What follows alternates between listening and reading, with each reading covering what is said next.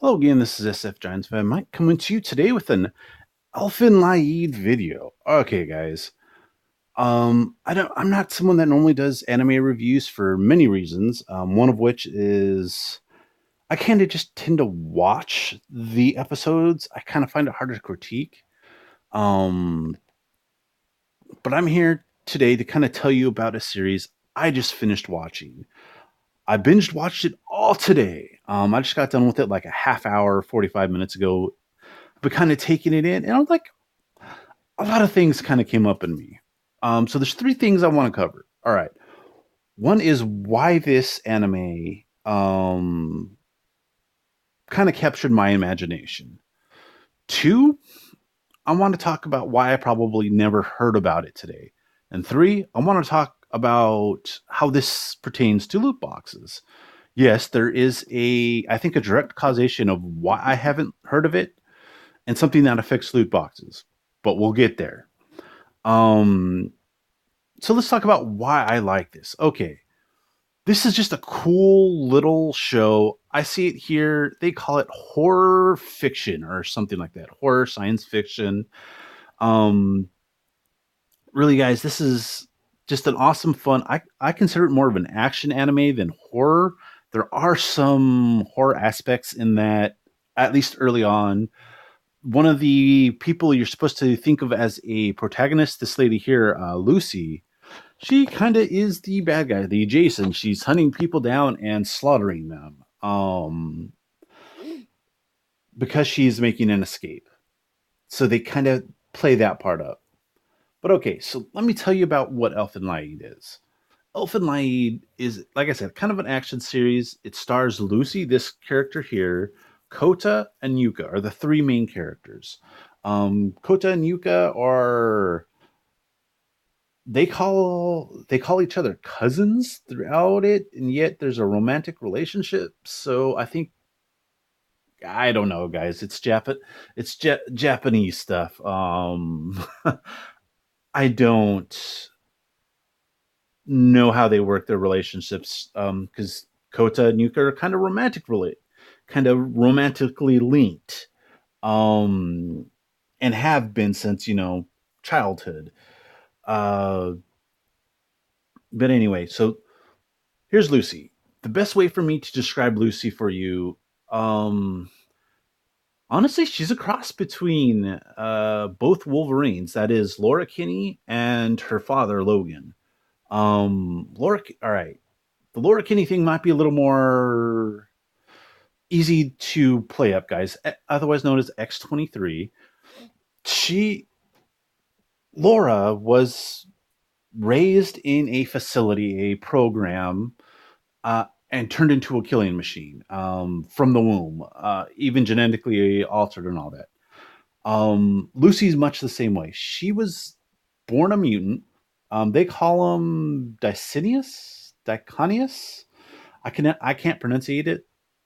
Um, I just thought of them as mutants the whole time. Basically, they're mutants that all have the same power. It's kind of like telekinesis. I'm not going to go into it. They call them vectors and arms and all this other stuff, guys. I'm just going to call it telekinesis because that's the easiest way to think of it. Um, okay, well, to describe it, guys, to be fair, it's like they have telekinesis, but the telekinesis manifests in that they have like arms, they call vectors, that come out of their body.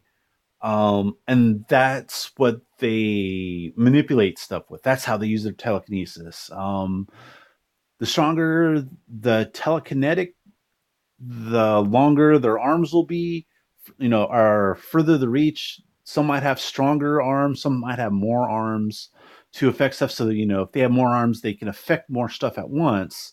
They might not be as individually as strong. But anyway, guys, you get the idea. If you know what telekinesis is, you kind of know what her powers are. They just manifest that telekinetic power in a weird way. She has this power, and all these mutants, if you can see here, up here, where they have that horn, ear-like horn thing, they all have that. So from an early age, she's picked on. She's different. She has horns coming out of her head. Any of us that are here in America that have gone through uh, public school, which she did go through. At least that's what it seems like. You go to public school, you go to a school setting, even a private school, they're going to have this problem. Where there's kids, they're going to be mean to you. She says it perfectly. Humans just seem to try to find people that are doing worse than them to pick on them, so to make themselves feel better. That is kind of like her origin, kind of sort of, the trauma part of the origin. I don't know what her parents were, to tell you the truth. Lucy, that is. But she basically went on a trauma train. First, was getting picked on at school, from the horns and all that other stuff. Then she's betrayed at school. I won't spoil that part, but she has, some of her friends are at school. She gets that trust broken, and if you've been watching Dragon Ball Super lately, that happened to Jiren, and he just totally went on the strength power. I'm going to do everything by myself. Ben, she kind of did the same thing briefly, if not for our male protagonist, Yuka. Not Yuka, Koda. Koda. Eventually they meet, they have a summer together where they go off and have fun, adventures, and all that stuff. And that's like the one positive part of her whole life. Eventually bad things happen. She causes bad things to happen. And that leads us to the breakout scene, which Laura and Logan, both Wolverines, have famously done. Laura tore up her facility on the way out.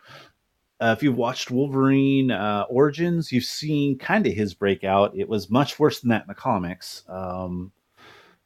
They did not do that scene justice.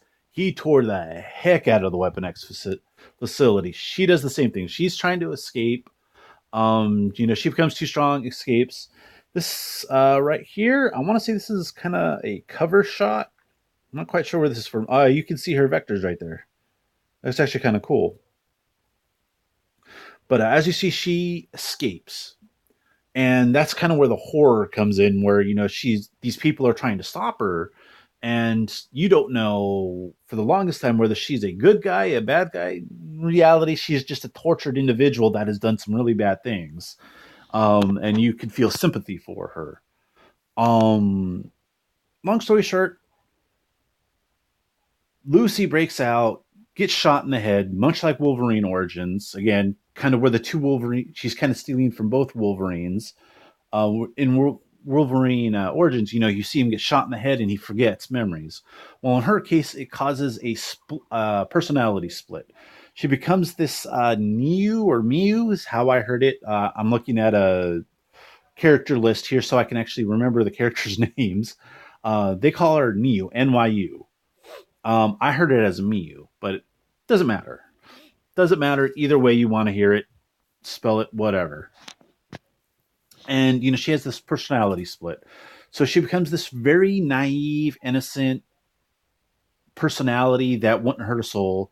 And you have the Lucy variant that will very much destroy things. And again, you don't know if it's just fight or flight still, or if she's trying to be a bad guy. She's not necessarily trying to be a bad guy, but when you have essentially Weapon X on your back, you kill or be killed. She can't necessarily pull her punches. And since we're kind of still at the beginning, I'll get to that later. Okay, so she meets up with Koda and Yuka. They bond. And a couple more characters get brought in, and I'm not seeing their names. Oh my gosh, how can I forget their names? They're so awesome. But basically, a couple others are brought in. There's another one of her that's a little bit younger. They call her Seven. Who's been on the pain train and apparently been there since birth. I'm trying to do a quick. It says characters, but there's like only those three mentioned. That's what I get for trusting Wikipedia, right? I didn't see like a wiki just for Elfen Lied. So anyway, guys, they meet up with more people. You get more awesome characterization and interplay. And I'm not going to go too deep into what happens.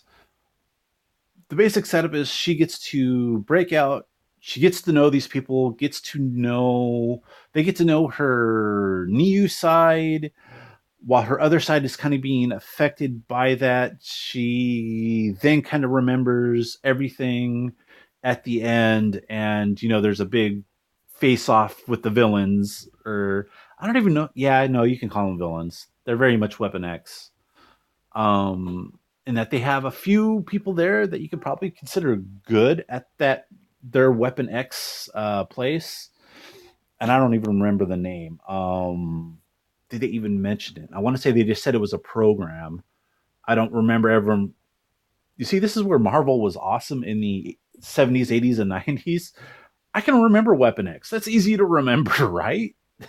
Of course, now I think, and this is why newer Marvel is kind of dumb because it's no longer the Weapon X program. It's the Weapon Plus program or something stupid. But anyway, retcons aside. And you know what? I'm not going to necessarily just spit out the whole plot, guys, but it's awesome. You get to see the characters go through, trials, tribulations, grow together. They become kind of a family unit, and you kind of see why Coda is the way he is. You can see why Lucy is the way she is. You can see why Yuka is the way she is. And honestly, that is the greatest part of this series, guys. It has great characterization. Lucy is awesome, especially once you roll back all the layers of her. You're like, okay, I could see where she's the damaged person who's just trying to. Uh, she doesn't. I wouldn't say she doesn't know any better because at one point she makes a conscious decision to go on the destructive path, but you see why she would do that, and you see why she would later regret it, and all that stuff. You see why Kota is the way he is. He keeps taking these strays in.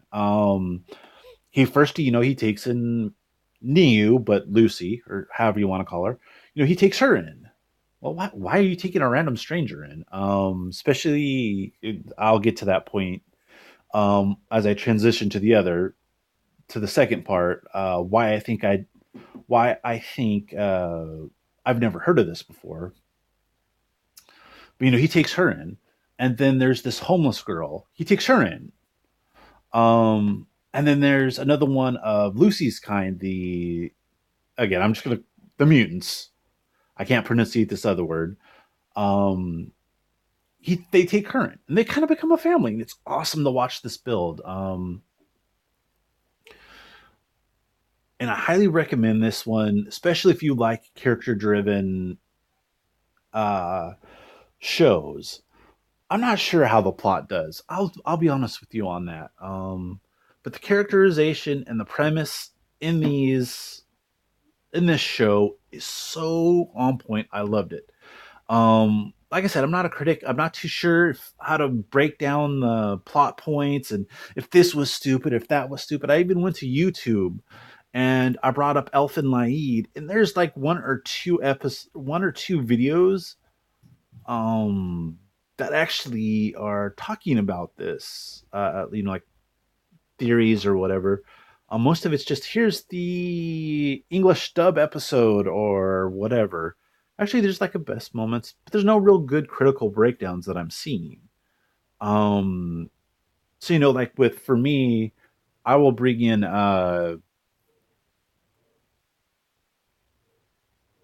Sword Art Online. With Sword Art Online, I love the characterizations. I know there's probably some weak points in there, but I love the characterizations and I love the premise, and that kept me in that. It took me a while to notice the flaws because I was so smitten with those other two. That's just the kind of watcher I am.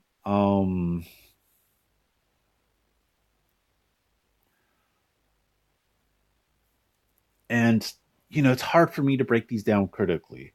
It's hard for me to say, oh, this is the plot point, and I love this plot point, I love that. Again, I just love the premise. I loved the characterization of these characters. I loved every one of the characters. Even the bad guys are done pretty well.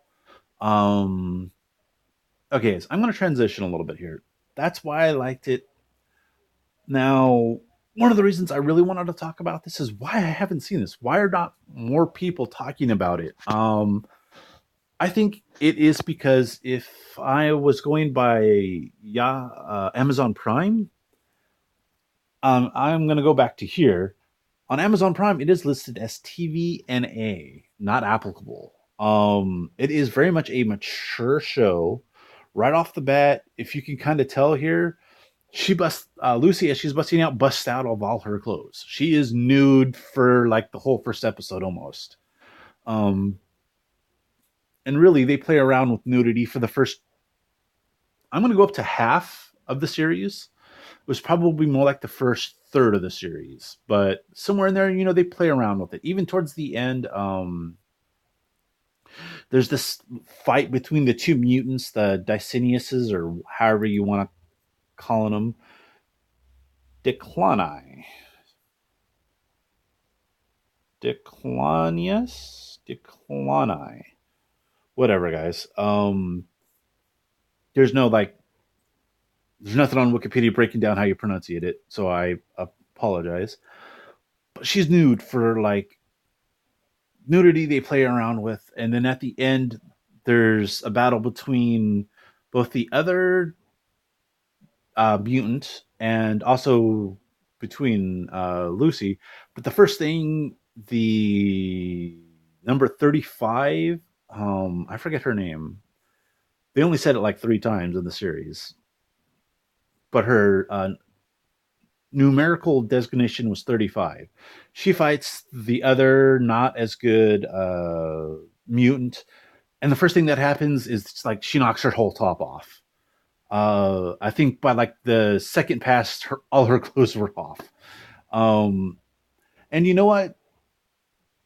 As much as I don't necessarily like to see that, I see why he did it. There's artistic license. It's like when in Dragon Ball Z, how is it that their clothes are still there? Poor Jiren, he barely has one hole in his whole getup right now, despite being hit by universe busting attacks. Somehow his clothes are still there. Same thing with Goku. He's been hit by universe busting attacks. Most of his clothes are still there. You get the idea. The guy was like, no, this is real. I mean, if you're getting hit like this, yeah, it's going to come off. You're going to have that kind of battle damage. Deal with it. And as you see, as they were keeping her captive, they didn't have much on her.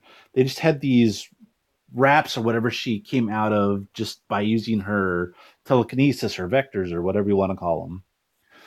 And that is why I think, well, the second part of why this was mature or NA or whatever was not only the nudity. There wasn't really much messing around with sex or whatever. They had their fun with the nudity part of it or whatever.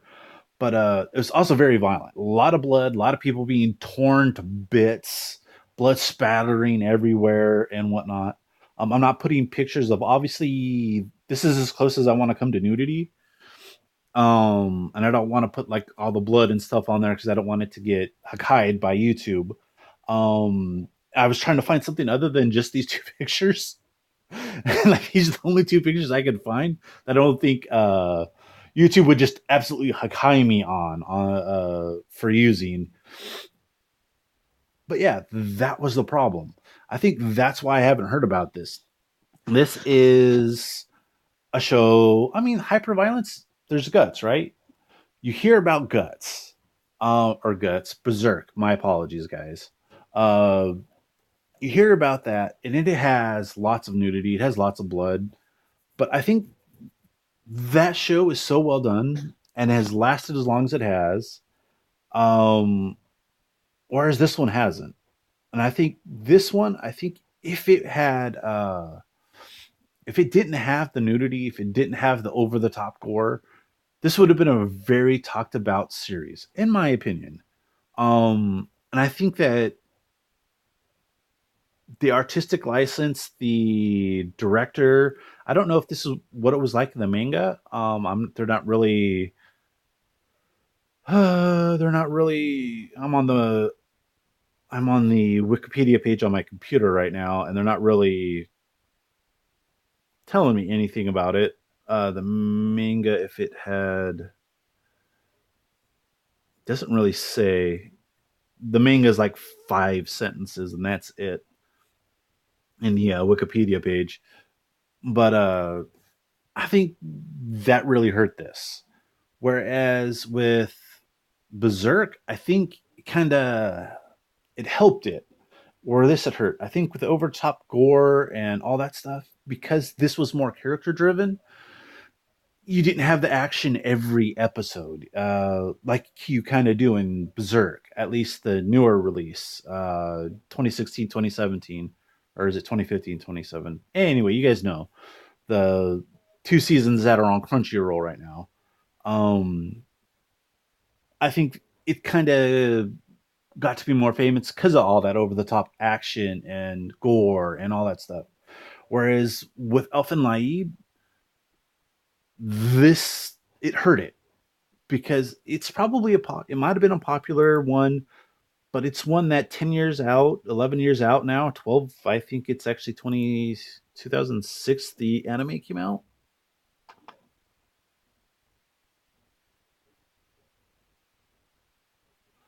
So the manga ran through 2015 and the oh, okay, yeah, so 13 years. The anime originally came out in anime television series 2004. I'm seeing it at 2005 for I think the dub. But anyway, guys, I think the reason why I haven't really heard about this, there's not a lot of hubbub. I think that really did hurt it. And onto loot boxes, guys. Um. Okay, so what does this have to do with loot boxes? Why does what is Elfen Lied and the fact that it was a TVNA, a mature, however, with the nudity and all that stuff. Well, the directional choice earned it that rating, and rightfully so. In fact, if you're kind of squeamish, I wouldn't necessarily recommend this series to you. If you don't necessarily like nudity, I wouldn't recommend this for you. There's enough of it in the beginning; it's hard to miss. I think it was fairly well handled. Most of the nudity parts weren't sexual in nature, so I wasn't bothered by it. But it's there, and people don't like that. Um, so what again? What does this have to do with loot boxes? So let's go to loot boxes, guys. So if you guys have not been under a rock when it comes to video games, it's really come to the forefront since November 15th or so when Battlefront 2 came out. Battlefront 2 came out and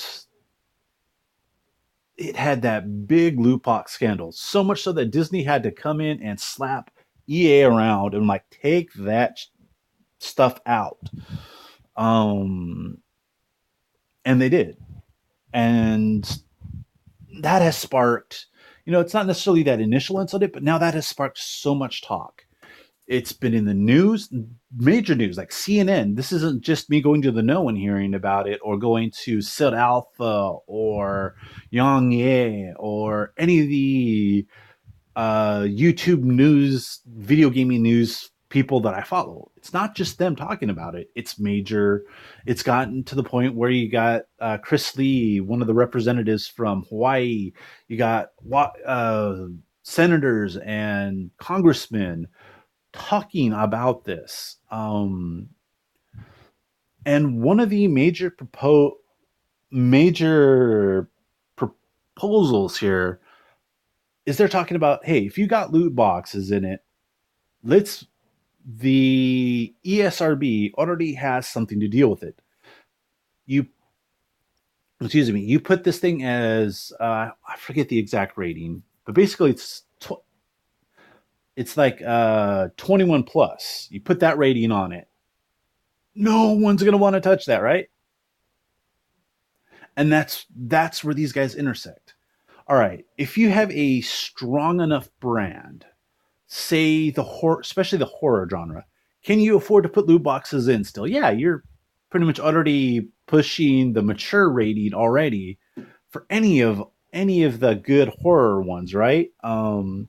So getting to 21, you're probably not going to lose as much for the Resident Evils or whatnot. But what about Battlefront 3? What about the next Call of Duty? What about, well, I guess Call of Duty might not lose as much either because it's such a big name. Um, so what this does, guys, Elfen Lied is kind of like, oh gosh, how do I put this? It is kind of the, in my opinion, the historical reference. What might start happening to video games? Okay, so in this case, Elfen Lied got the rating it did because of artistic direction, and I'm okay with that.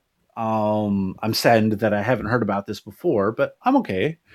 I came across at the right time in my life, in my opinion, where I really, really, really am going to cherish these characters and whatnot for quite a while. Probably my whole life, guys. It was that awesome of a series. Granted, I'm not even 24 hours out from my first episode, so that might change, on a subsequent watch through, but whatever, guys. What I'm saying is they chose a direction with the series. It got slapped with the NA rating, and in my opinion, that kind of killed it. This is a series that could not afford to have that rating, in my opinion, and it suffered for it. I think critically, I think commercially. Maybe I'm gonna go through and see if this actually was very well received or whatever. Like I said, it's there's not much on YouTube about it. Um, I think this is why the ESRB actually needs to start enforcing this on loot boxes. And this is all right, guys. I'm saying this bad, but this is what video game companies have to watch for. Because if the government steps in and say, "Hey, you have to have a gambling warning on this. If you have to have a 21 plus rating on this, if you have loot boxes, you're gonna really have, how do I put this, guys? You're gonna have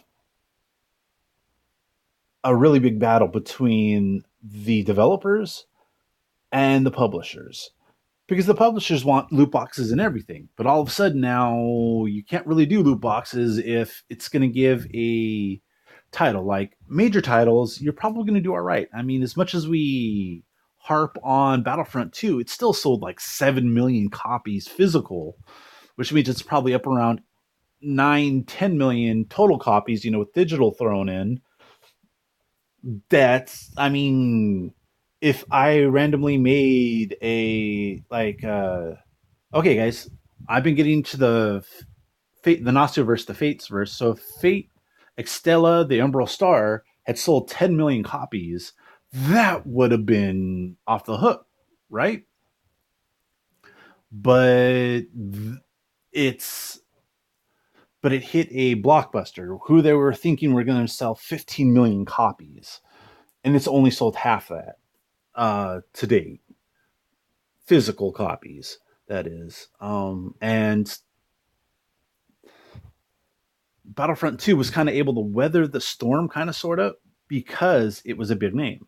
But what happens when the next Elfen Lied of gaming comes out? It's a game that has really, really good potential, right?